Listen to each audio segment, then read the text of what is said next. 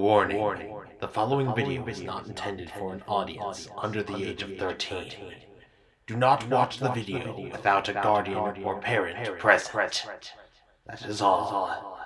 Rumble is red, Frenzy is blue, and it's time for a lightning round in this toy review.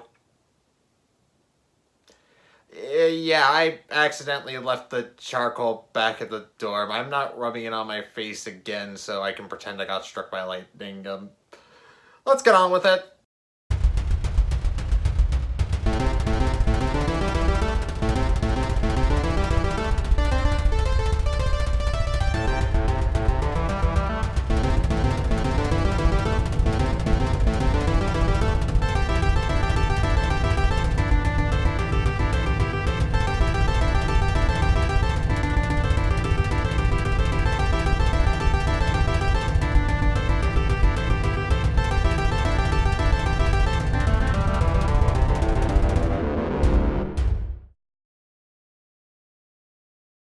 Hey guys, Ryan, aka Firebright27 here again today with another review of the Lightning Collections. Now then, those of you who have been with me since episode 26 might remember me saying that I was going to make every episode that ends in the number 6 a redo of an old episode. Well, here's the thing, I kinda didn't have new/interesting things I could say about the figures. That, and I was also missing a piece of one of the figures that I could have reviewed. And overall, I think it might just be a good idea to save those videos for like the channel anniversary or something. But anyways, let us talk about the Lightning Collection Blue Psycho Ranger. Seeing as how I provided a brief history of Tokusatsu in the last video, I will not be providing one in this video. Go check out the episode with the last Lightning Collection figure if you want to know about that. But anyways, this will be my first store exclusive review. As far as I'm aware, Psycho Blue is exclusive only to GameStop.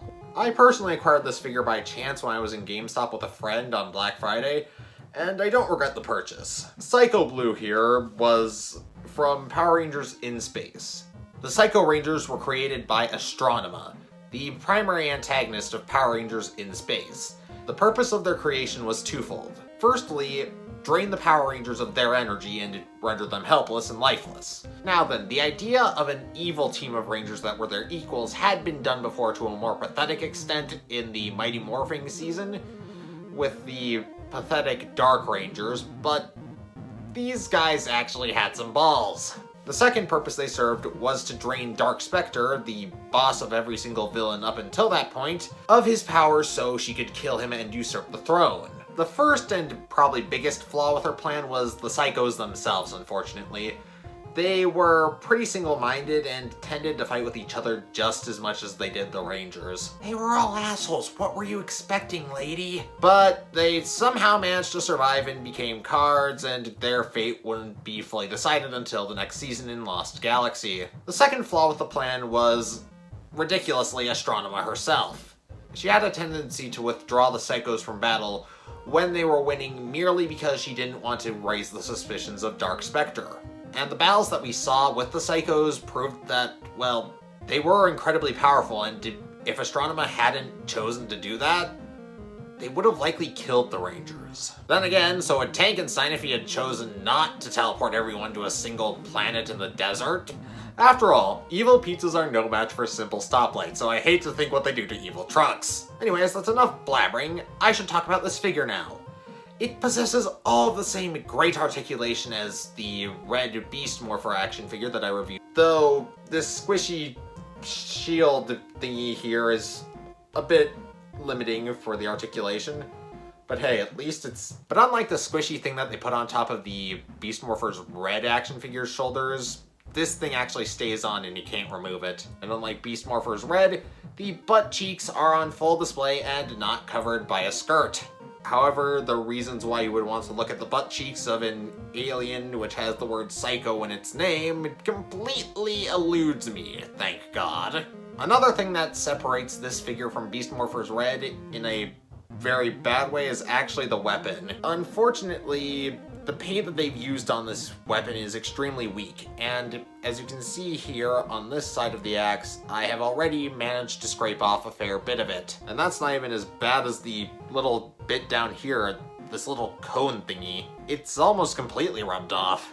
Now then, I'm part of the reason why it's scraped off. Don't get me wrong, I will take responsibility for my actions. But another thing that I don't think helps is the fact that these hands have an incredibly tight grip on them, which makes them a bit of a pain in the butt to fit in.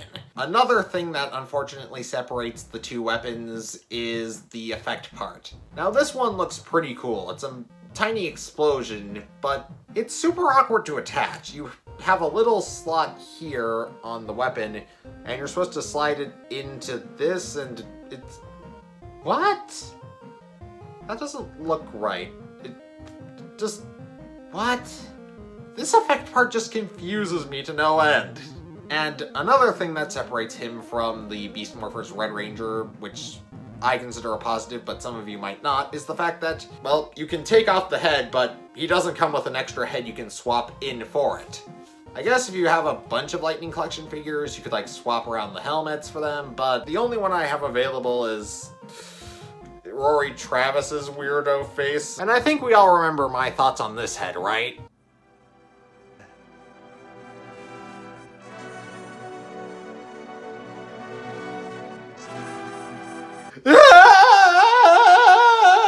Speaking of swappable parts, we also come to the alternate hands. The left grabby hand can be replaced with a fist, and the right grabby hand can be replaced for a energy siphoning hand. You're supposed to use this lightning hand to make it look as though you're draining energy from the blue in Space Ranger, but since there isn't one currently available, you could also use it to destroy Emperor Palpatine or torture Luke Skywalker, and without the lightning effect, you could probably use it as a dramatic sort of like posing hand, but unfortunately, I'm not sure you're going to be able to do that. Now then, in my last Lightning Collection video, I of course said that I would love for the figure to trade out the extra head that it came with for extra hands, and in this circumstance, we had a golden opportunity to do so. The Psychos don't have a civilian identity, at least Blue never did, but still, I would have much preferred more hands or an additional accessory instead of just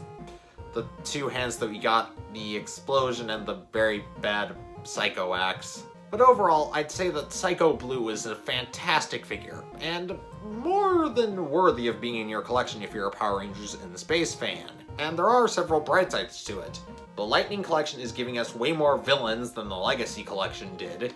Overall, I can recommend getting Psycho Blue, but only if you can get him for his original $20 price. Another thing that I don't want to get too deep into is supporting GameStop, because honestly, from what I hear, they are a terrible company and they treat their employees like complete and utter crap, and but fortunately I got this figure with a gift card, so victimless crime, I guess? I can fully recommend getting Psycho Blue if he's available in your area for a good price. Do not overpay for him. Whatever you do, I implore you, do not overpay. He is a very good figure, but he's not worth more than like 20, 22 bucks. So, with that being said, this is Firebright27, over and out.